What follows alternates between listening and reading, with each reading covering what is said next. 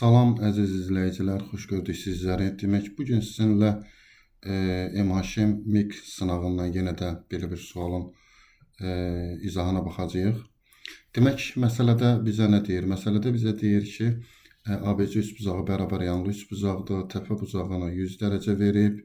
Bəlli məsələdir ki, bunun oturacağı bitişik bucaqların hər biri belə deyək, nə qədər olacaq? 40 dərəcə olacaq, bu da 40 dərəcə olacaq. Və bizə digər tərəfdən də deyir ki, AD bərabərdir AY-yə. Yəni, AD ilə AY bir-birinə bərabərdir. Bu B-yə tənböləndir, CD-ni də çəkib, AD ilə də AY bir-birinə bərabər olduğundan, BD ilə də CY bir-birinə bərabər olmalıdır. Çünki bərabər yanlı üçbucaqdır. Mən məsələ daha aydın olsun deyə onun şəklini aşağıda biraz geniş şəkildə çəkmişəm. Çünki bizə verilən məsələdə 100 dərəcəyə belə deyək də oxşamır. Biraz 90 dərəcədən böyük olmalıdır. Görünüş xatirinə belə çəkmişəm bunu. Demək, burada biz bu məsələni həll eləmək üçün F nöqtəsindən AB tərəfinə bir dənə perpendikulyar çəkirik. Yəni 90 dərəcə bucağı əmələ gətirəm. İndi burada bir məsələyə də baxaq.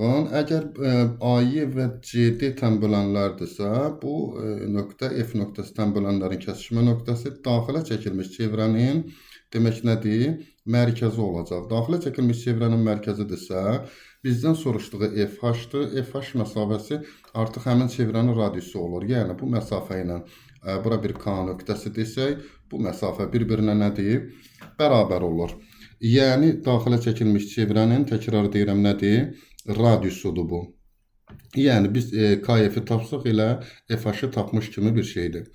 İndi bu hər ikisi tənböləndirsə, deməli FY 8-dirsə, deməli bu da 8 olur. Bu bucaqlar haqqında da təkrar danışağım. Bura 20 olur. Bu bucaqda demək 20 olacaq. Bunlar da bərabər bölünür 20, 20.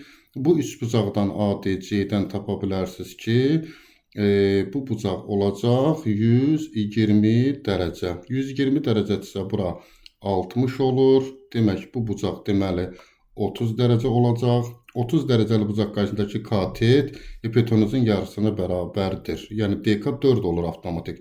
Yəni, DKF üç bucağından. DK 4-dürsə, deməli, bizdən soruşulan X nə qədər olacaq? 4 kök altında 3 olacaq. Cavab Y variantı. Videonu diqqətlə izlədiyiniz üçün hər birinizə təşəkkür edirəm.